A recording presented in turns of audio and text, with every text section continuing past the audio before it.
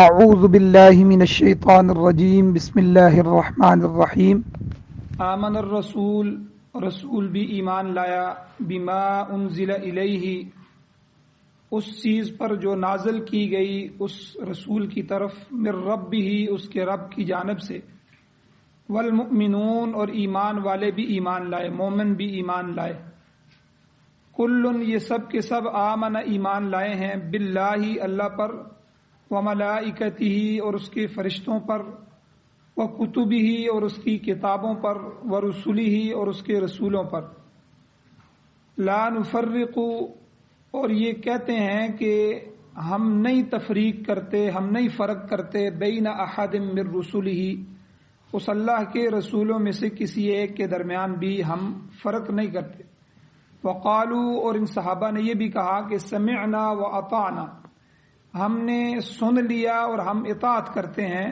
غفرانک ربنا، اے ہمارے پروردگار ہم تیری بخشش چاہتے ہیں، وإلیک المصیر، اور تیری طرف ہی لوٹ کر جانا ہے۔ سورہ بقرہ کی 285 نمبر آیت تلاوت ہوئی ہے۔ اس کے درس کا پہلا حصہ پیچھے بیان ہو چکا ہے، آج درس کا دوسرا حصہ ہے۔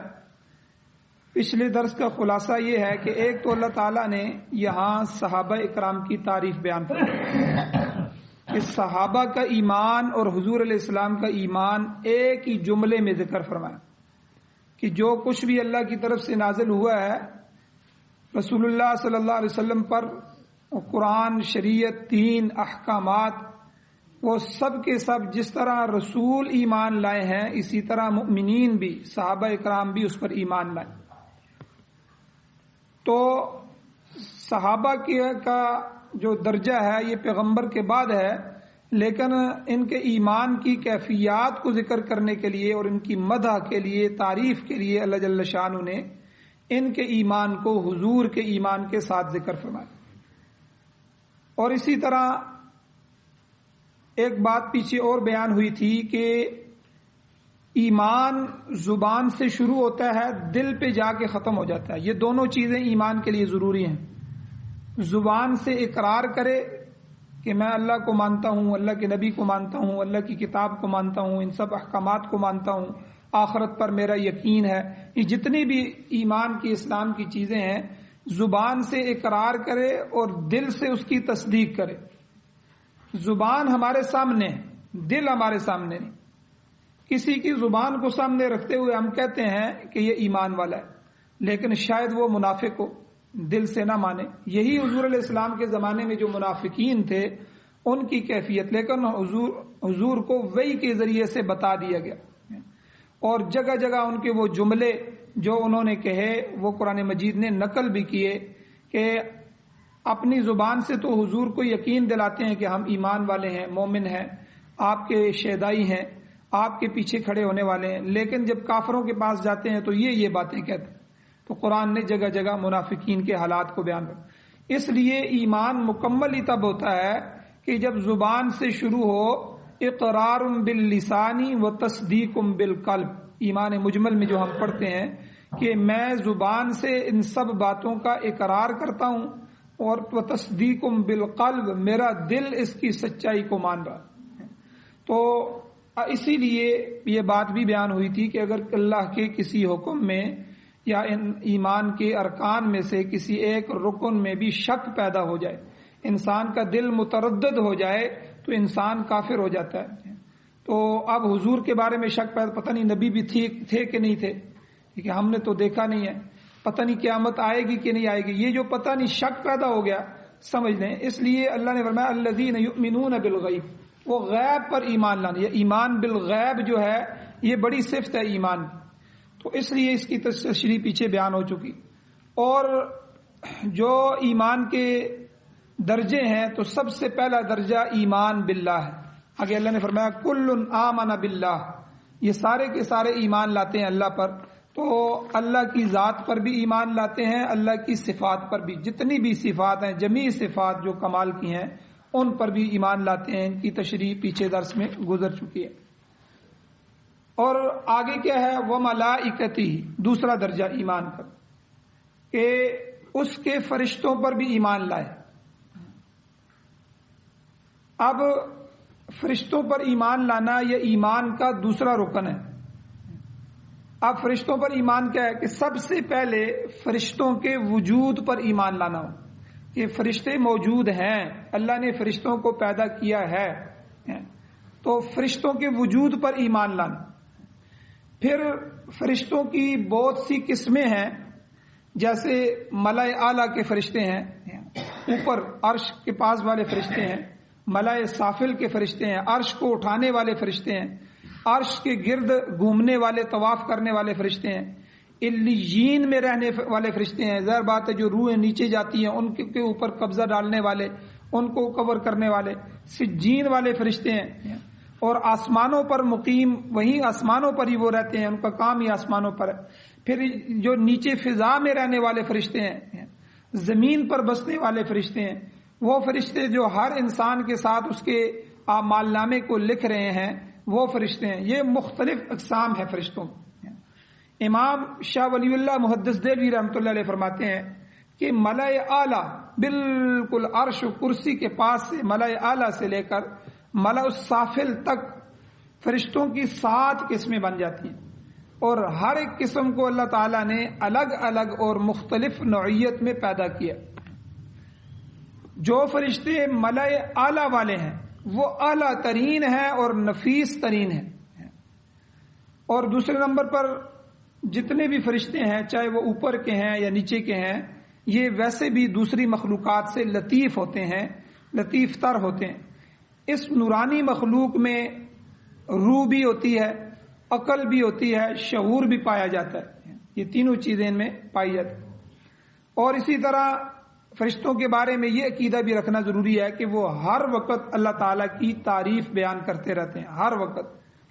اور یہ فرشتوں کے لیے بھی عقیدہ ضروری ہے کہ وہ اللہ کی عبادت سے، عبادت الہی سے نہ تھکتے ہیں نہ اکتاتے ہیں۔ اور یہ عقیدہ رکھنا بھی فرشتوں کے بارے میں ضروری ہے کہ وہ معصوم ہیں، اللہ کی معصوم مخلوق ہیں، اللہ تعالیٰ کی نافرمانی کبھی بھی نہیں کرتے۔ قرآن مجید میں آتا ہے لا یعصون اللہ ما امرہم، جو اللہ ان کو امر دے دے، حکم دے دے، اس میں کبھی بھی اللہ کی نافرمانی نہیں کرتے۔ یہ عقیدہ بھی ضروری ہے، کوئی فرشتہ گناہگار نہیں ہے، سب کے سب معصوم ہیں۔ اور یہ عقیدہ رکھنا بھی فرشتوں کے بارے میں ضروری ہے کہ اللہ تعالیٰ انہیں جو کچھ حکم دیتا ہے وہ اس کی تعمیل کرتے ہیں، کبھی انکار نہیں کرتے۔ قرآن میں اللہ فرماتے ہیں وَيَفْعَلُونَ مَا يُؤْمَرُونَ، جو اللہ انہیں امر دیتے ہیں، حکم دیتے ہیں، اس کو وہ کر گزرتے ہیں، کسی حکم میں تاخیر نہیں کرتے، سستی نہیں دکھاتے، انکار نہیں کرتے۔ اور یہ عقیدہ رکھنا بھی فرشتوں کے بارے میں ضروری ہے کہ یہ اللہ تعالیٰ کی مقرب مخلوق ہے، انتہائی قریب ترین مخلوق۔ اور یہ عقیدہ رکھنا بھی ضروری ہے کہ اللہ تعالیٰ کا جو فیضان کائنات تک پہنچتا ہے، اس دنیا میں اللہ جو کچھ کرنا چاہتے ہیں وہ اللہ انہی فرشتوں کے ذریعے پہنچاتے ہیں، انہی فرشتوں کے ذریعے کرتے ہیں۔ بہت سے فرشتے ہیں جن کو اللہ تعالیٰ نے روزی پر مقرر کیا ہے، بہت سے ایسے ہیں جو فصل کو اگاتے ہیں، فصل کی جو ہے بیج کو سیدھا کرتے ہیں، اس کی نگرانی کرتے ہیں، بہت سے جو ہے مختلف ڈیوٹیوں پر لگے ہوئے ہیں۔ تو یہ جو زمین تک، کائنات تک جو بھی اللہ کی نعمتیں، فیضان اور اللہ کا جو ہے کرم پہنچ رہا ہے، یہ انہی فرشتوں کے ذریعے اللہ پہنچاتے ہیں۔ پھر انسان کو جو ہے اس کے ہر جوڑ کی حفاظت کرتے ہیں، اور پھر انسان کے اوپر اعمال نامہ لکھنے والے فرشتے ہیں۔ پھر جب یہ مر جاتا ہے تو اس وقت اس کی روح کو لے جانے والے فرشتے ہیں۔ تو یہ سارے فرشتے، اس کی روح قبض کرنے والے فرشتے ہیں، حضرت اسرائیل علیہ السلام کی معیت میں آتے ہیں اور اس کی روح قبض کرتے ہیں۔ تو یہ سارے فرشتے جو ہیں اللہ کے حکم کے اندر لگے ہوئے ہیں اور اللہ کے حکم سے اس کائنات کو فائدہ پہنچا رہے ہیں، جو اللہ نے ان کی ڈیوٹیاں لگائی ہیں ان ڈیوٹیوں پر مقرر ہے۔ اور فرشتوں کے بعد لطیف ترین جو مخلوق ہے لطافت کے لحاظ سے دوسرے درجے کی مخلوق، وہ جنات ہیں۔ جنات یہ دوسری قسم کے ہیں، یہ لطیف جسم کے ہوتے ہیں، اس لیے ہمیں نظر بھی نہیں آتے، فرشتے بالکل نظر نہیں آتے۔ ان سے جو کم تر مخلوق ہے وہ جنات ہیں۔ اور جنات میں کوئی بھی معصوم نہیں ہے، فرشتے تو سارے ہی معصوم ہوتے ہیں، جنات میں کوئی جن بھی معصوم نہیں ہے، گناہوں سے پاک نہیں۔ تیسرا نمبر آ جاتا ہے انسان کا، فرشتوں کے بعد جنات، جنات کے بعد انسان کثیف ہے، ثقیل ہے، بوجھل ہے، اور اس کے اجزاء ہیں، یہ جز سے مل کر بنا ہے، اس لیے یہ چھپ نہیں سکتا، نظر آتا ہے۔ تو بہرحال بنی نوع انسان میں ایک طبقہ معصوم ہے، باقی کوئی معصوم نہیں ہے۔ وہ طبقہ کون ہے؟ انبیاء اسلام۔ انبیاء جو ہیں، نبی معصوم ہوتے ہیں، نبیوں کے علاوہ کوئی جماعت، کوئی گروہ، کسی مخلوق کو یہ گارنٹی حاصل نہیں ہے کہ وہ معصوم ہو۔ اور دنیا میں لطیف مخلوق ہونے کی وجہ سے فرشتے ہمیں نظر نہیں آتے۔ ہاں، فرشتے اور جنات اگر یہ شکل تبدیل کر لیں تو پھر نظر آتے ہیں۔ یہ شکل، ان کو اللہ نے، ان مخلوقات کو شکل تبدیل کرنے کی طاقت بھی دی ہے۔ اگر یہ دوسری شکلوں میں آئیں، کسی جانور کی شکل میں آئیں یا کسی انسان کی شکل میں آئیں تو پھر نظر آ سکتے ہیں۔ حضرت جبرائیل علیہ الصلوۃ والسلام حضور علیہ السلام کے زمانے میں جب وحی لے کر آتے تھے تو وحی کے لانے کی بہت سی صورتیں تھیں۔ ایک صورت یہ بھی تھی کہ وہ انسانی شکل میں آتے تھے، اور انسانی شکل میں جب آنا ہوتا تو اکثر، ایک صحابی تھے حضرت دحیہ کلبی رضی اللہ تعالیٰ عنہ، بہت خوبصورت صحابی تھے، اور ان خوبصورت صحابی کے شکل میں حضرت جبرائیل آتے تھے، اور صحابہ دیکھتے تھے کہ حضرت دحیہ کلبی جو ہیں یہ حضور کے سامنے بیٹھے ہوئے کوئی بات کر رہے ہیں۔ جب وہ چلے جاتے تو حضور فرماتے یہ حضرت دحیہ کلبی نہیں ہے، یہ تو حضرت جبرائیل علیہ السلام ہیں جو وحی لے کے آئے ہیں اور ان کی شکل میں آئے۔ اور اسی طرح کبھی حضرت جبرائیل علیہ السلام مسافر کی صورت میں بھی آتے تھے، تو کئی احادیث میں آتا ہے کہ کوئی مسافر آیا اور حضور علیہ السلام کے گھٹنوں کے ساتھ گھٹنے ملا کے اس نے بہت سارے سوالات کیے، اور صحابہ نے ان سوالوں کو اور جوابوں کو سنا بھی۔ جب وہ چلا گیا تو انہوں نے حضور سے پوچھا یا رسول اللہ یہ کون سا مسافر تھا، کون تھا؟ تو حضور نے فرمایا یہ مسافر نہیں تھا، یہ حضرت جبرائیل تھے جو وحی لے کے آئے، اور یہ سوال جواب اللہ کی طرف سے انہوں نے پوچھے ہیں، اور اس لیے کہ آپ کی رہنمائی ہو جائے۔ تو اس لیے جو ہے فرشتے ہمیں دنیا میں نظر نہیں آتے، کیونکہ یہ لطیف ترین مخلوق۔ یاد رکھیں جس طرح یہ مخلوقات ہیں ان میں یہ درجہ بدرجہ اللہ نے بنایا، اسی طرح یہ جو جہان ہیں ان جہانوں میں بھی اللہ نے یہ چیز رکھی ہے۔ عالم دنیا ہے، عالم دنیا کے بعد جب ہم قبر میں جانے جاتے ہیں اس کو عالم برزخ کہتے ہیں۔ عالم برزخ ہے، عالم برزخ کے بعد عالم آخرت ہے جس کو ہم حشر کا میدان بھی کہتے ہیں۔ یہ تین جہان ہیں۔ ان میں سے جو دنیا ہے، عالم دنیا، یہ کثیف جہان ہے۔ اللہ نے اس کو جزیات سے بنایا ہے، تو ہر چیز، درخت بھی نظر آتا ہے، پتھر بھی نظر آتا ہے، انسان بھی نظر آتے ہیں، ہر چیز ہمیں نظر آتی ہے اور مشاہدہ ہوتا ہے۔ اور بہت سی چیزیں ایسی ہیں جو ہمیں نظر بھی نہیں آتی دنیا میں۔ ہوا، ہم اس کو دیکھ نہیں سکتے، جنات کو نہیں دیکھ سکتے، اور بہت سی چیزیں ہیں جن کا ہم دیکھ نہیں سکتے جو ہے ان کے لطیف ہونے کی وجہ سے۔ بہرحال عالم دنیا یہ ایک کثیف جہان ہے۔ جب ہم عالم برزخ میں چلے جاتے ہیں تو ہمارے اس مادی جہان سے وہ لطیف ہو جاتا ہے، پتلا ہو جاتا ہے۔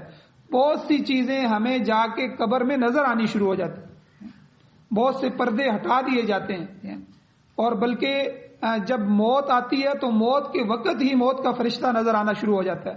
اس جہان کی بہت سی چیزیں نظر آنی شروع ہو جاتی ہیں، ٹھیک ہے۔ اس کی وجہ یہ ہے کہ وہ جہان اس دنیا کے جہان سے، عالم دنیا سے، وہ عالم برزخ جو ہے وہ لطیف ہے۔ اور اس کے بعد جو حشر ہے، قیامت کا جو دن ہوگا، وہ اس سے بھی زیادہ لطیف ہوگا۔ اور جب وہاں انسان پہنچیں گے تو ان میں یہ کمال، جو درجے کی لطافت ہے، وہ انسانوں میں بھی پیدا ہو جائے گی۔ لہذا سب انسانوں کو وہاں فرشتے نظر آئیں گے، اور اللہ تعالیٰ نے قرآن مجید میں فرمایا کہ فرشتے جو ہیں جنتی لوگوں کے پاس جائیں گے اور ان کو سلام کریں گے، سلام علیکم طبتم، طبتم، کہ سلامتی ہو تمہارے اوپر، خوشخبریاں ہو تمہارے اوپر۔ تو کہنے کا مقصد یہ ہے کہ یہ جتنے بھی فرشتوں کا جہان ہے، اس کے بارے میں فرشتوں پر ایمان لانا یہ بھی ارکان ایمان میں سے ہے۔ کل آمن باللہ وملائکتہ، وہ تمام کے تمام اللہ پر بھی ایمان لائے اور اس کے فرشتوں پر بھی ایمان لائے۔ آگے اللہ نے فرمایا وکتبہ، ایمان باللہ اور ایمان بالملائکہ کے بعد فرمایا کہ یعنی حضور صلی اللہ علیہ وسلم اور صحابہ اللہ کی کتابوں پر بھی ایمان لائے۔ کتب جمع کا صیغہ ہے، کتاب کی جمع ہے کتب. اس کا مطلب کیا ہے کتابوں پر؟ کہ اجمالاً تمام آسمانی کتابوں پر ایمان لانا اور تفصیلاً قرآن پاک پر ایمان لانا یہ ضروری ہے. اجمالی مختصر طور پر یہ ماننا کہ جتنی بھی کتابیں آئی ہیں جو ہے وہ صحیح ہیں، برحق تھیں، اپنے زمانے میں وہ ہدایت کے لیے آئی تھیں، لیکن قرآن مجید پر تفصیلاً جو ہے ایمان لانا ضروری ہے. اس کی قرآن پاک کے ہر حکم کو صحیح سمجھنا، برحق سمجھنا اور واجب التعمیل سمجھنا کہ یہ میرے عمل کے لیے آیا ہے، یہ ضروری ہے. اور ایک بات یہ کہ پہلی کتابیں بھی اللہ تعالیٰ نے مختلف ادوار میں لوگوں کی ہدایت کے لیے نازل فرمائیں. ان کے تمام احکام پر عمل کرنا ہمارے لیے ضروری نہیں ہے، کیونکہ ان میں سے اکثر احکام منسوخ ہو چکے ہیں، تاہم ان کے منزل من اللہ کی طرف سے نازل ہونے پر ایمان لانا ضروری ہے. اب ایک سوال یہ پیدا ہوتا ہے کہ اللہ نے کل کتابیں کتنی نازل فرمائیں، وہ کتابیں تھیں کتنی؟ اس بارے میں قرآن پاک کی کسی آیت یا کسی صحیح روایت میں کوئی وضاحت اور تصریح نہیں ملتی. ہاں، بزرگان دین کی جو روایات ہیں ان سے معلوم ہوتا ہے کہ 4 کتابیں تو بڑی کتابیں، یعنی تورات، زبور، انجیل اور قرآن مجید، یہ بڑی کتابیں ہیں 4. ان کے علاوہ کچھ چھوٹی کتابیں بھی تھیں یا صحیفے بھی تھے، چند صفوں کے صحیفے. اب ان میں امام شافعی رحمۃ اللہ علیہ فرماتے ہیں، ان کی روایت کے مطابق وہ کہتے ہیں کہ 104 کتابیں تھیں، 104 کتابیں اور صحیفے اللہ نے نازل فرمائے. یہ بات یاد رکھیں کہ ہر نبی کے لیے کتاب ہونا ضروری نہیں ہے. بہت سے انبیاء اپنے سے پہلے آنے والی کتاب جو ہے اسی کی پیروی کا درس دیتے رہے. مثلا تورات نازل ہوئی، تورات حضرت موسیٰ علیہ السلام پر نازل ہوئی. تورات کے بعد بنی اسرائیل میں جتنے بھی نبی آئے وہ تورات کی ہی تبلیغ کرتے رہے. وہ ایک ہی کتاب تھی سب نبیوں کی، تو اللہ تعالیٰ کی جانب سے ان پر وحی آتی تھی، مگر جو قانون تھا وہ تورات کا ہی چلتا تھا. اسی طرح حضرت ابراہیم علیہ السلام کے صحیفوں کا ذکر بھی آتا ہے کہ اللہ نے حضرت ابراہیم علیہ السلام پر بھی صحیفے اتارے. اسی طرح حضرت یونس علیہ السلام اور بعض دیگر انبیاء کے صحیفے، ان کا بھی تذکرہ آتا ہے. اب موجودہ جو بائبل ہے یعنی تورات، اس کے ساتھ 39 صحیفے ہیں اور انجیل بھی ہے، یعنی پہلے 5 باب تورات کے ہیں اور باقی دوسرے نبیوں کے صحیفے ہیں. اسی طرح یہ سب خلط ملط ہو گیا ہے، مل جل گیا ہے. تو یہود و نصارہ نے اللہ کی کتابوں میں تحریف کی ہے، گڑبڑ کر دی ہے، مگر کچھ چیزیں آج بھی صحیح ہیں اور قرآن مجید کے مطابق ہیں. تو اسی طرح ایک روایت یہ بھی مشہور ہے کہ حضرت ادریس علیہ السلام پر اللہ تعالیٰ نے 30 صحیفے نازل فرمائے. تو بہرحال آسمانی کتابوں پر ایمان لانا یہ ارکان ایمان میں سے ہے، اور اگر ہم ایک کتاب کا بھی انکار کریں گے تو ہم ایماندار نہیں رہیں گے. اور اسی طرح چوتھی چیز اللہ نے فرمایا وَرُسُلِهِ، ایمان کے چوتھے جز کے متعلق فرمایا کہ وہ اللہ کے تمام رسولوں پر بھی ایمان لاتے ہیں. تو اس لیے تمام رسولوں پر ایمان لانا بھی ضروری ہے، اس کے بغیر ایمان مکمل نہیں ہوتا. اگر کوئی شخص اللہ کے رسولوں میں سے کسی ایک کا بھی انکار کرے گا تو وہ کافر ہو جائے.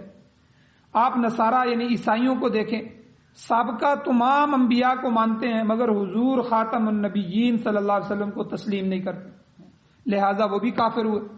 تمام رسولوں پر ایمان لانے کی کیفیت اللہ تعالیٰ نے اس طرح بیان فرمائی آگے کہ لا نفرق بین احد من رسلی. ایمان والے صحابہ یہ بات کہتے ہیں کہ ہم اللہ کے رسولوں کے درمیان تفریق نہیں کرتے، یعنی ایسا نہیں ہے کہ کسی رسول کو مان لیا کسی کا انکار کر دیا، جس طرح میں نے کہا کہ عیسائیوں نے کیا.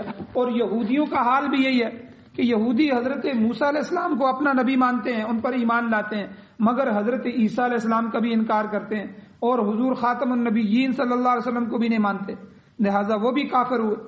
تو جب تک رسول پر ایمان نہیں رکھیں گے، چاہے ان کا نام معلوم ہے یا نہیں معلوم. تو اللہ تعالیٰ نے جس جس دور میں جس نبی کو مبعوث فرمایا وہ سب اس کے برگزیدہ بندے تھے، نیک بندے تھے اور اپنی اپنی قوم کے ہادی اور رہنما تھے. ہم ان سب کی تصدیق کرتے ہیں. یہ سب انبیاء پر جو ہے ایمان ہے.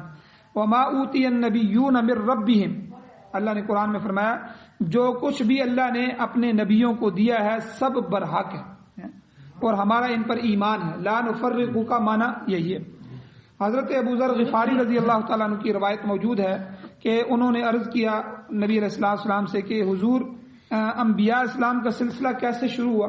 تو آپ علیہ السلام نے فرمایا کہ سب سے پہلے نبی آدم علیہ السلام سے تھے، گویا سب سے پہلا انسان جو تھا وہ پہلا نبی بھی تھا۔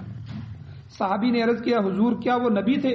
ارشاد فرمایا کہ وہ نبی مکلم تھے، اللہ جل شانہ نے ان سے بات کی، وہ کلام کرتے تھے، اللہ تعالیٰ نے ان سے کلام فرمایا۔ اور سب سے آخری نبی حضور نے فرمایا میں ہوں حضرت محمد صلی اللہ علیہ وسلم۔ اور روایت میں یہ بھی ہے کہ مجموعی طور پر 1,24,000 یا کم و بیش نبی اور رسول اللہ نے بھیجے ہیں، ان میں سے رسول 300 تھے، 300 رسول تھے، باقی نبی تھے۔ اور ایک روایت میں 315 بھی آتا ہے اور ایک روایت میں 325 کی روایت بھی آتی ہے۔ تو بہرحال یہ سب برحق نبی اور رسول تھے۔ ایک بات اور یاد کر لیں کہ رسول وہ ہوتا ہے جس کو مستقل شریعت ملے۔ اسے کتاب کا ملنا ضروری نہیں ہے کہ اس کو الگ سے کتاب ملے، بلکہ شریعت مستقل ملے، شریعت ضروری ہے۔ مثلا حضرت اسماعیل علیہ السلام اللہ کے رسول تھے مگر ان پر مستقل کتاب نازل نہیں ہوئی۔ تو بہرحال تفریق بین الرسل جو ہے، رسولوں کے درمیان تفریق کرنا، یہ کفر ہے۔ تمام انبیاء اور رسل پر ایمان لانا ضروری ہے۔ اگر کسی ایک کا بھی انکار کیا تو سب کے انکار کے مترادف ہوگا۔ اس آیت میں ایمان کے اجزاء بیان ہوئے اور ساتھ ساتھ حضور علیہ السلام کے صحابہ کی تعریف بھی اللہ نے بیان فرمائی۔ اب آخری جملے میں بخشش کی طلب کرنا ہے اللہ سے۔ وقالوا سمعنا، ان سب نے کہا کہ ہم نے سن لیا، اللہ تعالیٰ نے جو کچھ نازل فرمایا ہے وہ ہم تک پہنچ گیا ہے اور ہم نے اس کو اچھی طرح سن لیا ہے۔ وَأَطَعْنَا، اور ہم اس کی دل اور جان سے فرمانبرداری کرتے ہیں، اطاعت کرتے ہیں، کسی چیز کا انکار نہیں کرتے۔ آگے اللہ نے فرمایا غفرانک ربنا، اے پروردگار ہم تجھ سے بخشش کے طلبگار ہیں، ہم تجھ سے جو ہے مغفرت مانگتے ہیں، ہمیں بخش دے اور ہماری کوتاہیوں کو معاف کر دے۔ غفران کا معنی ڈھانپنا ہوتا ہے، کسی چیز کو ڈھانپ لینا۔ یہاں مقصد یہ ہے کہ اے اللہ ہماری لغزشوں کو، گناہوں کو، کوتاہیوں کو اپنی بخشش کے پردوں میں ڈھانپ دے۔ جو تیرے بخشش کے پردے ہیں یا اللہ ان پردوں میں چھپا لے، ہماری گناہ ہماری کوتاہیاں کسی کے سامنے نہ لانا، ان کو معاف کرنا، ان پر باز پرس نہ کرنا، ان پر پوچھ گچھ نہ کرنا۔ اسی طرح پانچواں ارکان اسلام میں سے، ارکان ایمان میں سے پانچواں جز جو ہے وہ قیامت پر ایمان لانا ہے۔ آخر میں فرمایا وَإِلَيْكَ الْمَصِيرُ، تیری ہی طرف لوٹ کر جانا ہے۔ گویا معاد یعنی قیامت پر ایمان لانا بھی ضروری ہے کہ ایک وقت آئے گا جب قیامت برپا ہوگی، پھر سب کو اللہ تعالیٰ کی عدالت میں حاضر ہو کر اپنے اپنے اعمال کی جواب دہی کرنا ہوگی۔ اس کے بغیر بھی ایمان جو ہے انسان کا ایمان مکمل نہیں ہوتا۔ گویا یہ ایمان کے 5 جز ہو گئے: توحید، رسالت، ملائکہ، کتب اور قیامت کا دن۔ دوسرے مقام پر اللہ نے فرمایا وبالآخرۃ ھم یوقنون، کہ وہ آخرت کے دن پر ایمان رکھتے ہیں۔ وہ اس جہان کا آخری دن ہوگا، اس کے بعد دوسرے جہان کے دن شروع ہو جائیں گے اور ان کی نوعیت الگ ہوگی۔ لہذا آخرت کے دن جو ہے ان پر ایمان لانا بھی ضروری ہے کہ وہ دن آنے والا ہے جب حساب کتاب ہوگا اور اس کے نتیجے میں جزا یا سزا، جنت یا دوزخ کی منزل برحق ہے۔ جب انسان کو مکلف بنایا گیا ہے تو پھر اس کے لیے جزا اور سزا کا ہونا بھی ضروری ہے، اس کی تصدیق بھی ضروری ہے، ورنہ آدمی کافر ہو جائے گا اگر اس چیز کو نہیں مانے گا۔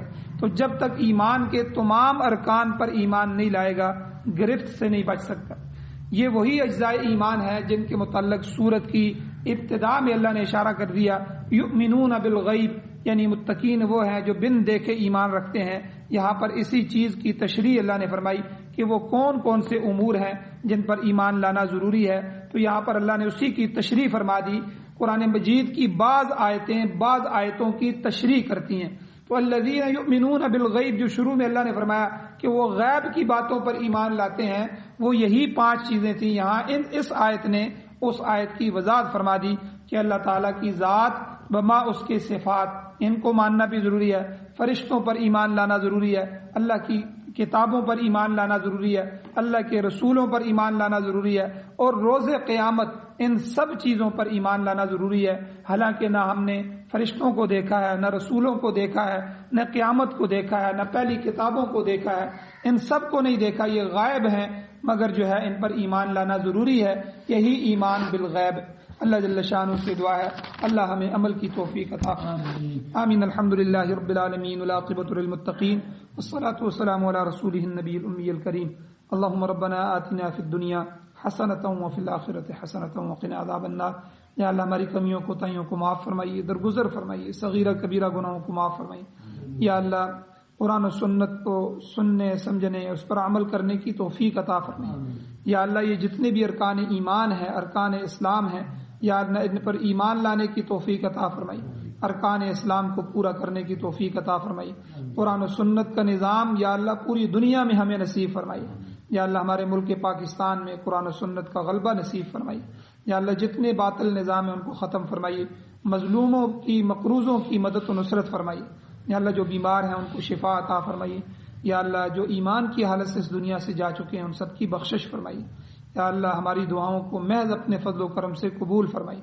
صلی اللہ تعالی علی خیر خلقہ محمد وآلہ وصحبہ اجمعین برحمتک یا ارحم الراحمین۔